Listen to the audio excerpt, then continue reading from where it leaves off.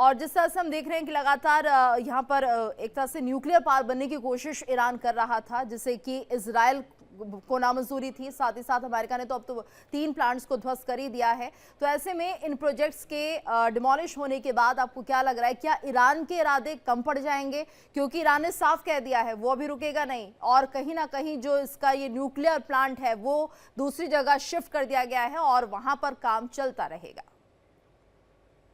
देखिए, मैं 2-3 बातें बताना चाहता हूँ कि जब आप न्यूक्लियर वेपन की बात कर रही हैं तो सिर्फ यूरेनियम, उसका उसका यूरेनियम एनरिचमेंट जो है वो न्यूक्लियर बॉम्ब बनाने के लिए काफी नहीं होता है।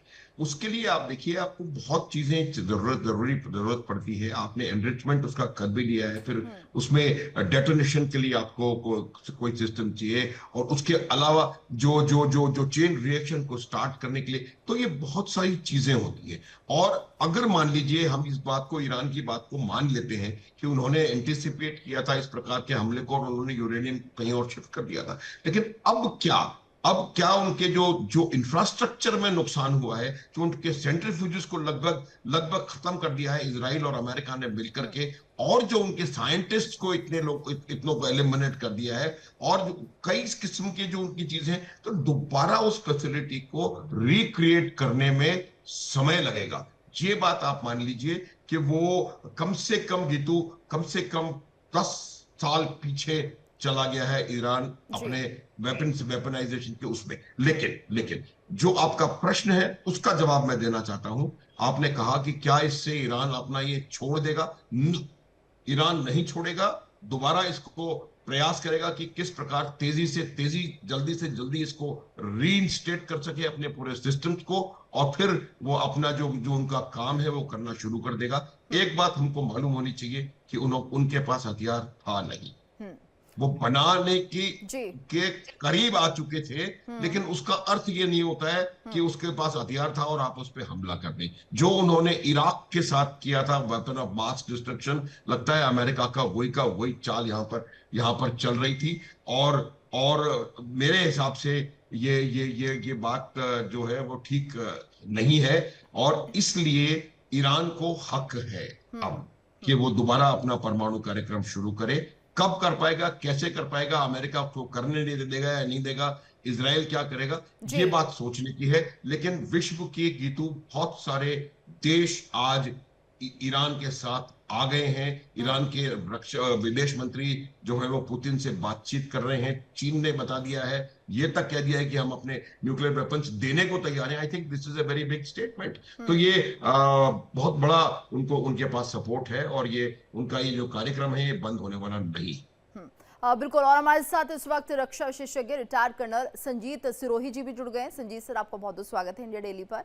और जिस तरह से सर ये पूरा प्रोजेक्ट चल रहा था, न्यूक्लियर पार बनने की कोशिश की जा रही थी ईरान की तरफ से, सवाल अब ये भी उठ रहे हैं कि तकरीबन अगर हम विश्व की बात करते हैं, 9 ऐसे देश जो कि एक तरह से परमाणु संपन्न हैं और उनके पास न्यूक्लियर वेपन है, तो ऐसे में बाकी देशों को क्यों रोका जा रहा है? सिर्फ ये कहकर कि आप जिम्मेदार नहीं हैं और आप इसका गलत इस्तेमाल कर सकते हैं। तो ये गारंटी तो किसी भी देश के लिए हम नहीं ले सकते हैं कि वो कितना जिम्मेदार है और कब तक वो इस न्यूक्लियर वेपन का इस्तेमाल करेगा, कब नहीं करेगा।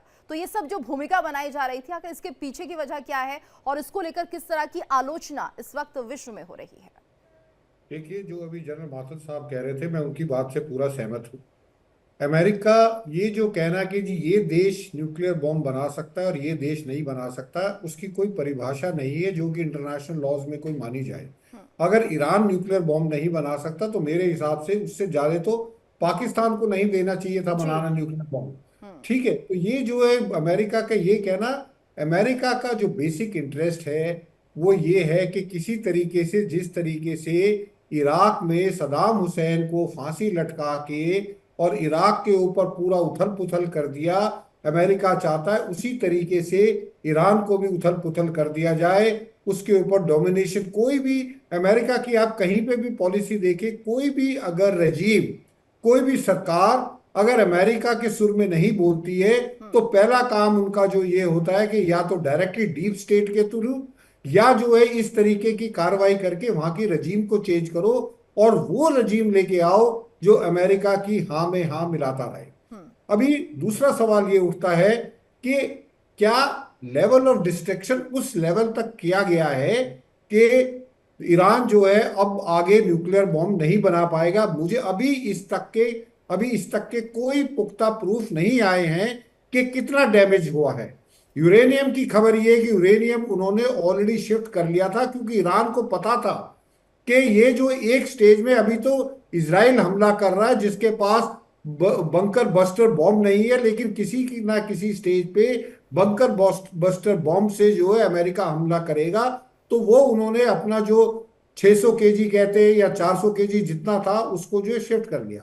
अब जनरल साहब जो बात कह रहे थे कि सिर्फ यूरेनियम ही नहीं चाहिए किसी भी न्यूक्लियर बॉम्ब या न्यूक्लियर मिसाइल को बनाने के लिए, उसके लिए बाकी भी ये तो अगर वो सेंट्रीफ्यूजेस हैं, बाकी चीजें हैं, अगर वो तबाह कर दिए गए हैं तो उनको कितना तबाह हुआ और उनको कितना समय लगेगा ये अभी जानना बड़ा मुश्किल है।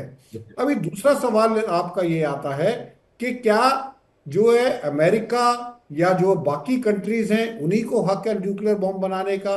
हर देश को अपनी सुरक्षा करने का सबको हक है, चाहे वो छोटा है चाहे बड़ा हो। हाँ, ये जरूर देखा जाना चाहिए कि कौन देश जो है लापरवाही है, कोई जो है रोग स्टेट है, कोई इमेच्योर स्टेट है, तो उस पे जरूर आप लगाम लगा के रखो। लेकिन पॉइंट ये है कि इसको कौन डिफाइन करेगा? अगर इसकी डेफिनेशन ये है कि वो एक दहशतगर्द ऐसा मुल्क नहीं होना चाहिए जो बाहर जो है दहशतगर्दी पास के मुल्कों में दहशतगर्दी फैला रहा है, तो मेरे हिसाब से पहला काम अमेरिका को ये करना चाहिए कि पाकिस्तान के जो न्यूक्लियर बॉम्ब हो उनको किसी तरह न्यूट्रलाइज करे। उसके बाद अमेरिका का हक बनता है कि वो ईरान को बोले कि आप बम नहीं बना सकते, क्योंकि ईरान बम इसलिए नहीं बना सकता क्योंकि उसको ईरान का जो बम है उसका खतरा इसराइल को है, और इसराइल अमेरिका का एक बहुत तगड़ा पार्टनर है, बहुत तगड़ा एलाई है। तो अमेरिका नहीं चाहता कि ईरान के पास हम बॉम्ब आए और वो इसराइल के लिए इस्तेमाल करे। लेकिन अगर पाकिस्तान के ऊपर पास बॉम्ब है और वो उसकी न्यूक्लियर मिसाइल्स, जो उनके रेलवे मिनिस्टर ऑपरेशन सिंदूर से पहले बोल रहे थे कि हमने 130 मिसाइल जो है भारत की तरफ लगा के रखी हुई है, वो कोई चौके में सजाने के लिए नहीं है, तो वो उसका पाक अमेरिका के ऊपर कोई फर्क नहीं पड़ता उनके। बल्कि जो आर्मी चीफ जो बाद में 4 दिन की लड़ाई में, मेरा ख्याल पहले वो जनरल होंगे जो 4 दिन में जो है फील्ड मार्शल बन गए, उनको लंच के लिए व्हाइट हाउस में बुलाया जाता। तो ये जो अमेरिका की दोहरी पॉलिसी है ये बिल्कुल गलत है। हर देश को अपनी सुरक्षा करने का पूरा अधिकार है, और उसी अधिकार के रहते हुए ईरान जो कुछ भी इजराइल के ऊपर कर रहा है वो बिल्कुल दुरुस्त कर। बिल्कुल अनुज सर, यहाँ पर ये भी बताइए सर, अभी जो ये जंग छिड़ी हुई है ईरान और इजराइल के बीच, इसमें हम कैसे समझे ये युद्ध किस गति की तरफ जा रहा है, एस्केलेशन कहाँ पर है? और क्योंकि हम देख रहे हैं लगातार कि इसमें रूस और चाइना मदद की बात कर रहे हैं, अगर मदद मिल जाती है ईरान को तो जाहिर सी बात है युद्ध खत्म नहीं होगा। और हमने ये इतिहास भी देखा कि कितने वर्षों तक युद्ध चले हैं। यानी अगर हम ये समझे कि यहाँ पर ईरान को अमेरिका पूरी तरह से नेस्तनाबूद कर देगा तो वो शायद संभव नहीं है। अगर यहाँ ईरान को मिसाइल की मदद मिल जाती है, रूस करता है चाहे चाइना करता है, किसी भी तरह के वेपन्स की मदद, तो ये युद्ध जो है आगे बढ़ सकता है। जी, तो मैं आपके प्रश्न का उत्तर पहले तो ये देना चाहता हूं, मदद मिले या ना मिले ईरान लड़ेगा। 1 पॉइंट, मदद मिलती है खुशी की बात है, नहीं मिलती है तो भी ईरान लड़ेगा, इसमें कोई संदेह नहीं है। ईरान कोई छोटा क्या कहते हैं टेररिस्ट ऑर्गेनाइजेशन, कोई हमास, हूथी या हिजबुल्ला नहीं।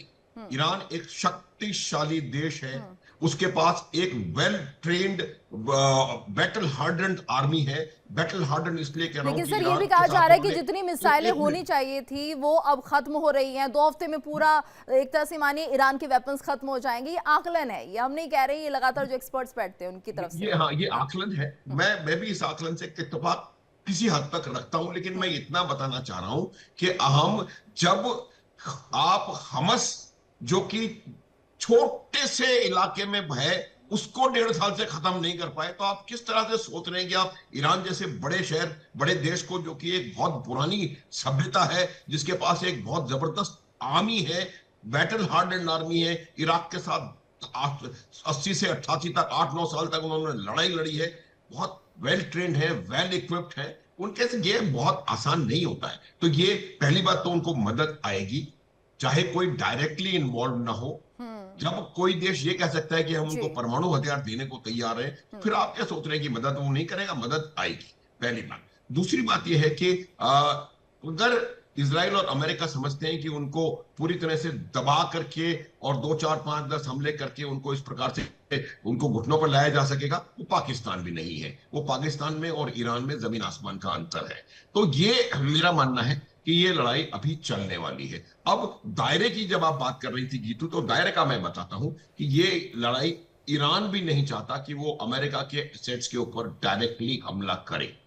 तो मेरा ये मानना है कि ईरान जो है फिलहाल अमेरिका के जो जो जो वो है जो एसेट्स हैं, जो कि उनके वहां पर बेसिस हैं, अब एयर मिलिट्री बेसिस, बेसिस, जी वो सर। एक मिनट जो दूसरे देशों में, उन पे हमला शायद अभी ना करें, क्योंकि उससे क्या होगा कि अमेरिका के ऊपर हमला होगा, साथ ही साथ वो देश जहां पर वो एसेट है वो गेट इन्वॉल्व। अगर मान लीजिए ओमान में किसी अमेरिका के एसेट पे आप हमला करते हैं, तो ओमान गेट्स इन्वॉल्व। तो ये वो नहीं चाहेगा। तो मेरा ये मानना है कि वो ऐसे अगर अमेरिका के ऊपर हमला करेगा भी, तो ऐसी एसेट्स के ऊपर हमला करने की कोशिश करेगा जो कि एक्सक्लूसिवली अमेरिकन है। उदाहरण के लिए अमेरिका के एयरक्राफ्ट कैरियर्स, अमेरिका जी। की जो नेवल एसेट्स वहां पर लगे हुए हैं।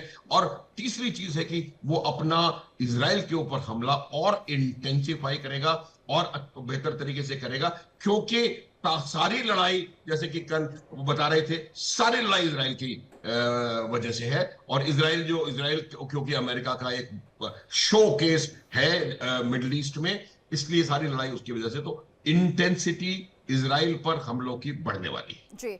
बिल्कुल। और संजीत सर, यहाँ पर ये भी बताइए, जिस तरह से लगातार ईरान ये दावे कर रहा था कि अगर किसी भी तरह से अमेरिका हमको हर्ट कर गया, यानी हम पर हमले तो कर ही दिए हैं न्यूक्लियर साइट्स पर, और किसी भी तरह से अगर नुकसान पहुंचाने की कोशिश अमेरिका करता है तो उसे तैयार रहना चाहिए कि जवाबी हमला होगा ईरान की तरफ से। और यहाँ पर मैं बात करूंगी 9 एयर बेसिस की, जो कि मिडिल ईस्ट में ही है और यूएस की एयर बेसिस हैं। तो जिस तरह से सर भी बता रहे थे कि अगर यहाँ से किसी भी एयरबेस को तबाह किया जाता है, उस पर अटैक किया जाता है ईरान की तरफ से, तो जाहिर सी बात है वो अपने आप ही देश इन्वॉल्व हो जाएगा इस जंग में। तो क्या ये कोशिश ईरान कर सकता है? क्योंकि देखिए, अगर वो देश भी इन्वॉल्व हो गया तो जाहिर सी बात है जो जंग है ये और बढ़ती चली जाएगी। तो यहाँ पर आपको क्या लगता है, ईरान के दिमाग में आखिर चल क्या रहा है? क्या तबाह करने की कोई साजिश, प्लानिंग है? ये तो जी, जनरल साहब की बात से मैं पूरा सहमत हूँ। ईरान इतनी बड़ी गलती नहीं करेगा कि जो मिलिट्री बेसिस है अमेरिका के मिडिल ईस्ट में, 9 है 10 है, उनके ऊपर हमला करे, क्योंकि उनके ऊपर हमला करने से फिर जो है अमेरिका बिल्कुल डायरेक्ट इन्वॉल्व हो जाएगा। और अगर डायरेक्ट इन्वॉल्व पूरा हो जाता है तो फिर ईरान के लिए उतनी ही उसकी मुश्किलें बढ़ जाएंगी। अगर आपको अमेरिका को चोट पहुंचानी है तो अमेरिका के बेसिस को बर्बाद करने की बजाय आप इसराइल को, जितना आप इसराइल को पिटाई करोगे, इसराइल को जितना बर्बाद करोगे, तो इनडायरेक्टली आप अमेरिका को बर्बाद कर रहे हो। तो मेरे को नहीं लगता कि ईरान को इस स्टेज पे, जब तक पूरा का पूरा रशिया और चाइना उसको पूरी सपोर्ट में ना आ जाए, डायरेक्ट सपोर्ट में, तब तक ईरान को सिर्फ और सिर्फ इसराइल के ऊपर हमला करना चाहिए और स्ट्रेट ऑफ हॉर्मुज को बंद करने की, जैसा कि उनके पार्लियामेंट ने इसको पास कर दिया, पारित कर दिया इस प्रस्ताव को कि स्ट्रेट ऑफ हॉर्मुज को बंद कर दिया जाए। तो एक ईरान के पास एक बहुत बड़ा हुक्म का इक्का है कि वो स्ट्रेट ऑफ हॉर्मुज को अगर बंद करता है तो उसके बाद जो है पूरा का पूरा प्रेशर जो है यूरोपियन कंट्रीज का, चाइना का, इंडिया का सारा प्रेशर जो अमेरिका और इसराइल पे आएगा कि आप लड़ाई को बंद कर दीजिए, क्योंकि पूरी इकोनॉमिक, पूरी जो वर्ल्ड की इकोनॉमी है वो पूरी उथल पुथल हो जाएगी। और जैसा आज की खबरें आ रही हैं, निफ्टी नीचे जा चुका है, सेंसेक्स जी। नीचे जा चुका है, बीएससी, तो उस हिसाब से ज्यादा होगा। तो मेरा ये मानना है कि इस मामले अमेरिका के जो बेसिस है उनको नहीं छेड़ना चाहिए ईरान को। ईरान को जितना पनिश इसराइल को ईरान कर सकता है, वो इनडायरेक्टली आप अमेरिका को ही कर रहे हो। और आप ये भी दिखा रहे हो कि हम तो सिर्फ इसराइल को ऊपर हमला कर रहे हैं, हम अमेरिका के ऊपर हमला नहीं कर रहे।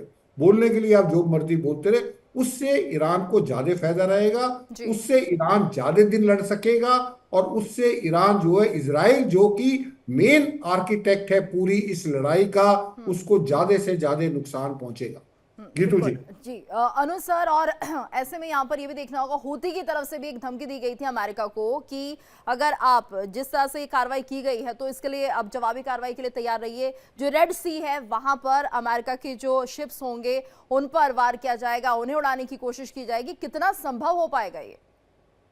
जी तो देखिए, थोड़ी देर पहले भी पिछले सेशन में भी मैं यही बात कर रहा था कि जो वन ऑफ द ऑप्शंस जो है ईरान के पास वो ये है कि वो दोबारा अपने जो प्रॉक्सीज हैं उनको ज्यादा एक्टिव कर दे और ज्यादा उनको उस एक्टिव करके और इजराइल के ऊपर भी और अमेरिका की शिपिंग के ऊपर भी और हर वो शिपिंग जो कि इजराइल को मदद करने के लिए इस प्रकार से वहां पर है उनके ऊपर हमले कर सके। तो मेरा ये मानना है कि अभी आप देखेंगे आने वाले कुछ समय में हमास, हालांकि वो बहुत कमजोर हो चुका है, हिजबुल्लाह बहुत कमजोर हो चुका है, लेकिन बावजूद उसके आप हमास, हिजबुल्लाह और हूती जिसके पास अभी थोड़ी बहुत शक्ति है वो इसमें बहुत ज्यादा एक्टिव होते हुए नजर आएंगे।